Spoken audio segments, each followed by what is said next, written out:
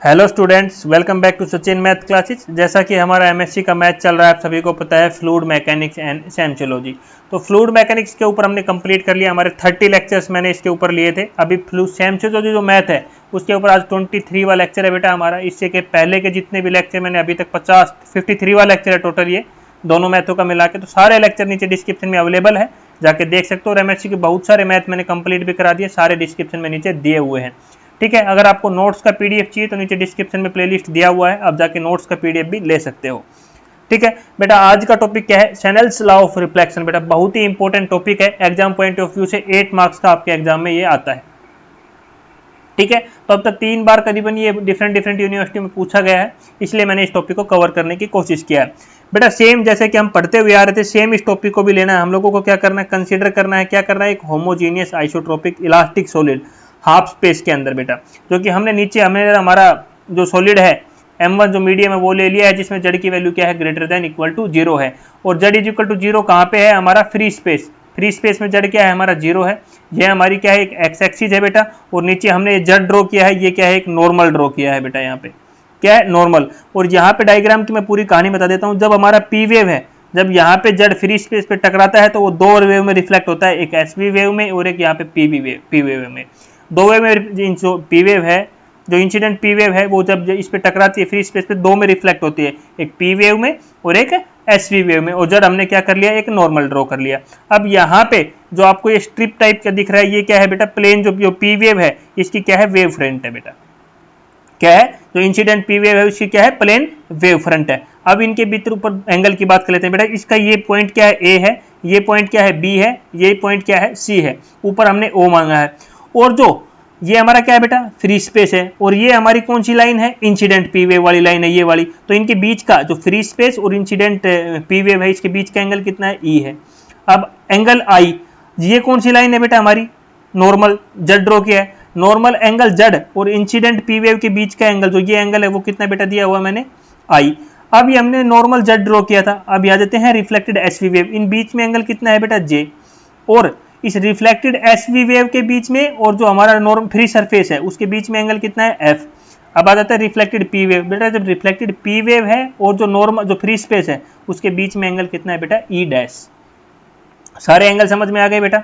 अब यहाँ पे जर्नल चीजें कुछ नहीं है, बड़ा इजी टॉपिक है हमारा। सारी राम कहानी वही लिखा है, half homogeneous isotropic elastic solid half space consider किया। इसमें जड़ क्या है? ग्रेटर देन इक्वल टू 0 है। प्लेन सरफेस पे जो प्लेन फ्री सरफेस है उस पर हमारा जड़ की वैल्यू क्या है? 0 है बेटा। ठीक है, अब वही हमारा देखो यहाँ पे अल्फा, हम यहाँ पे जो अल्फा यूज करेंगे वो क्या है? पी वेव की वेलोसिटी है। बीटा जो कंसीडर करेंगे वो क्या है? एसवी वेव की वेलोसिटी है। ई है हमने जो कंसीडर किया है वो एंगल किस किस के बीच में बेटा? मैंने ऑलरेडी बता दिया, फ्री सरफेस और इंसिडेंट पी वेव में। Angle making by the incident P wave with free surface. I जो एंगल कंसीडर किया है ये वाला, ये हमारा इंसिडेंट पी वेव और नॉर्मल के angle between P wave with normal, जो हमने नॉर्मल ड्रॉ किया है उसके बीच में। जो सारे एंगल है वो आपको एग्जाम में एज इट इज लिख देने हैं। ठीक है, अब आपको पता है, देखो यहाँ पे दिखाता हूँ आपको, थोड़ा ध्यान देना बेटा। दूसरा कलर लेते हैं, रेड कलर का, जो नॉर्मल ड्रॉ किया है यहाँ पे, और जो ये हमारा फ्री सरफेस है बेटा, ये इनके बीच में एंगल कितना है? 90। कितना एंगल है? 90। अब ये जो एंगल है बेटा इसके बीच में, ये वाला एंगल तो क्या है? आई है। और ये वाला एंगल क्या है? ई है। और पूरा एंगल कितना है? 90। अब ई निकालना पड़ेगा हमें, तो क्या होगा? कंप्लीट एंगल 90, ये 90 कंप्लीट एंगल, और इसमें से आई घटा दें तो हमारा ई आ जाएगा। इस पूरे एंगल में से याद रखो, ये इस पूरे एंगल में से अगर मैं आई घटा दूं तो हमारा ई बच जाएगा। तो हम लिख सकते हैं ई की वैल्यू क्या होगी? 90 माइनस आई। तो ई की वैल्यू आ गई बेटा, देखो ई की वैल्यू आ गई समझ में। अब यहां पे देखो, वी नो दैट, पूरी जो मैंने कहानी लिखा हुआ है, we know that when p wave strike the boundary at incident wave we reflected back into the medium at reflected p wave और reflected sv wave। जो मैंने बताई, जो इंसिडेंट वेव है जो फ्री स्पेस से टकराती है तो रिफ्लेक्टेड sv wave और रिफ्लेक्टेड p wave बनती है यहाँ पे। तो यही भी यहाँ पे मैंने लिखा हुआ है। जो ई डैश एंगल है बेटा वो किसके बीच में है? एफ एंगल है। किसके बीच में कंसीडर किया है? वो सब चीजें दिया हुआ है। और जो ओबी दिया हुआ है, देखो क्या दिया? जो ओबी, ओ बी, ये यहाँ पे ओ पॉइंट है और ये बी, इसके बीच की डिस्टेंस क्या दिया हुआ है बेटा? अल्फा माना है। और अल्फा हमने क्या माना था? यहाँ पे आपको याद हो, पी वेव की वेलोसिटी माना है। ये क्या है? Distance travel by the wave front in unit time. उसकी क्या है? ओबी की क्या है? अल्फा है, जो कि क्या है? Speed of incident P wave या वेलोसिटी मान सकते हैं। ठीक है, अब आ जाती है ओ ए। अब ओ ए डायग्राम में दिखा देता हूँ कहाँ पे है। यहाँ से O है, यहाँ बेटा हमारा A है, ये कितनी है बेटा हमारी बीटा है। चलो दिखा देता हूँ। OA क्या माना है हमने, C माना है, ठीक है। ये क्या है, distance travel by the wave front along the boundary z is equal to 0 in unit time. अब इतना आ गया। अब आपका देखो यहाँ पे क्या है, मैं दिखाता हूँ। ये क्या है हमारा O पॉइंट है बेटा, यहाँ पे स्ट्राइप का क्या है, ये जो स्ट्रिप बना हुआ है ऐसे, उसका A पॉइंट है, और यहाँ पे क्या है बेटा B पॉइंट है। सभी को पता है, डायग्राम पे दिखा देता हूँ एक बार सभी को। यही है बेटा, यही बना हुआ है हमारा। अब हम यहाँ से क्या निकालेंगे, कोस थीटा की वैल्यू निकालेंगे। किस किस के ट्रायंगल के बीच में, O A B। अब 90 का एंगल तो हमारा ये बन रहा है, हमने एंगल का क्या लेना, E वाला एंगल लेना है ओनली। देखो यहाँ दिखाता हूँ, ये हमारा पूरा हो गया, ये B यहाँ नहीं है बेटा, यहाँ पे है। यहाँ क्या है, ये B है, ये एंगल क्या है, E है, ये एंगल क्या है, I है, और पूरा एंगल क्या है बेटा 90। हमें कौन सी ट्रायंगल लेनी है, ओनली ये ट्रायंगल जो हाईलाइट कर रहा हूँ, ये ट्रायंगल लेना है बेटा। 1 मिनट बेटा, ये वाला पूरा, ठीक है, ये ट्रायंगल। अब आपने राइट एंगल ट्रायंगल में पढ़ा है बेटा, याद है आपको, ये 90 होता है, नहीं इसके सामने क्या होता है, हाइपोटेन्यूज होता है, नीचे वाला बेस, और ये क्या होता है, परपेंडिकुलर बेटा, ठीक है। सॉरी यार मैं गलत बोल गया, ये होता है थीटा डिग्री बेटा, ये होता है 90, ये होता है थीटा। थीटा के सामने क्या होता है बेटा, परपेंडिकुलर, इसके साइड वाला परपेंडिकुलर, नीचे वाला क्या होता है बेस, तो बच गया क्या, हाइपोटेन्यूज। तो इसमें थीटा ये है बेटा, थीटा के सामने वाला क्या होगा बेटा हमारा परपेंडिकुलर, इसके नीचे वाला क्या होगा बेस, और ये क्या होगा हाइपोटेन्यूज। यहाँ से कोस थीटा निकालोगे, कोस ही निकालोगे तो क्या आता है, पंडित बद्री प्रसाद हर हर बोले, तो बेस अपॉन हाइपोटेन्यूज। अब बेस क्या है बेटा हमारा OB है, हाइपोटेन्यूज क्या है OA है हमारा। यहाँ पे OA की वैल्यू कितनी ली थी हमने, C ली थी, और OB की वैल्यू क्या ली थी, अल्फा ली थी। तो आ गया ना, कोस E की वैल्यू क्या गई, अल्फा अपॉन C। और यहाँ से हम 1/C को क्या लिख सकते हैं, कोस E अपॉन अल्फा, ये लिख सकते हैं बेटा। यहाँ पे लिख दिया, सॉरी। सिमिलरली हम E डैश का एंगल निकाले, यहाँ पे जो E डैश है, यहाँ भी सेम, यहाँ पे एक स्ट्राइप लेके निकालेंगे तो सिमिलरली आएगा, उसमें क्या आ जाएगा बेटा हमारा E डैश आ जाएगा, जो एंगल E है वो क्या आ जाएगा, E डैश आ जाएगा। तो इक्वेशन 2 हो गए दोनों, इक्वेशन 1 और इक्वेशन 2, 1/C की ये आई, 1/C की ये आई, दोनों को कंपेयर कर दो, तो cos E upon alpha, cos E dash upon alpha, alpha से अल्फा कैंसिल हो गया, तो यहाँ क्या बच गया, cos E is equal to cos E dash. अब मैं क्या लिख सकता हूँ, E is equal to cos inverse cos E dash, cos inverse से कोस कैंसिल हो गया, तो E किसके इक्वल आ गया, E डैश के इक्वल आ गया। तो ये मैंने इक्वेशन नंबर 3 मान लिया यहाँ पे, ठीक है। अब हमारा ये क्या है, दोनों एंगल क्या है, इक्वल आ गए। दोनों के किस किस के एंगल थे, angle of incident P wave in free space और angle made by reflected P wave with free spectrum. इसको क्या बोलते हैं, फर्स्ट लॉ ऑफ रिफ्लेक्शन बोलते हैं।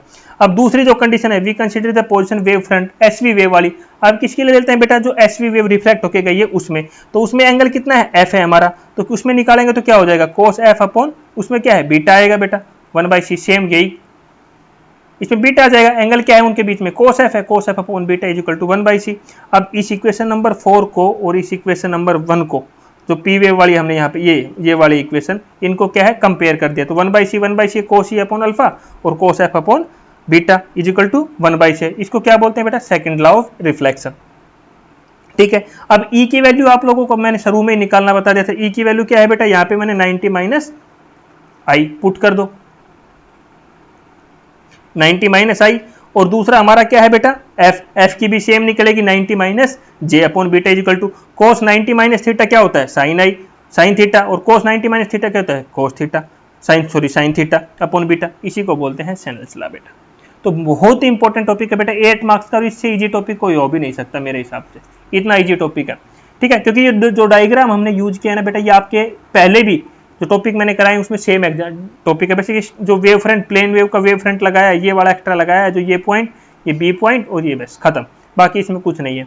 हाँ अभी मैं बता देता हूँ, मैंने बहुत सारे मैथ यहाँ पे कंप्लीट करा दिया है, ऑर्डिनरी डिफरेंशियल इक्वेशन, कॉम्प्लेक्स, ठीक है, ट्रिपल ए हमारा चल रहा है, ठीक है ऑलरेडी, फ्लूइड मैकेनिक्स हमारा चल रहा है, एनसिम्शियोलॉजी चल रहा है, डिस्क्रीट मैथमेटिक्स हमारा कंटिन्यूस चल रहा है, आप यूट्यूब पे देख सकते हो, रियल एनालिसिस हमारा नोट्स अवेलेबल है ऑलरेडी, ठीक है। मैकेनिक्स ऑफ सॉलिड कंप्लीट करा दिया मैंने, integral equation and boundary value problem complete करा दिया मैंने, मैकेनिक्स मैथ कंप्लीट करा दिया ऑलरेडी मैंने।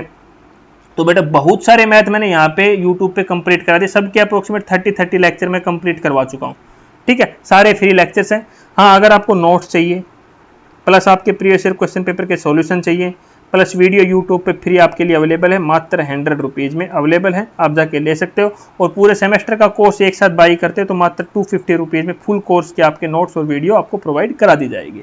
ठीक है, तो एंजॉय करते रहिए, मजे करते रहिए। नेक्स्ट टॉपिक बेटा बहुत ही इंपॉर्टेंट है, लेक्चर नंबर 24 से हमारी लैम्स प्रॉब्लम शुरू हो जाएगी बेटा। लैम्स प्रॉब्लम में आपको ध्यान रखना है, इसका इंट्रोडक्शन बहुत इंपॉर्टेंट है बेटा। इसमें हम 5 थ्योरम करेंगे, टोटल इसमें 12 है, हम देखेंगे ना तो 12 प्रॉब्लम्स है इसमें, 12 थ्योरम्स है, बट हम 5 करेंगे जो कि आपके एग्जाम में आई हुई है पांचों।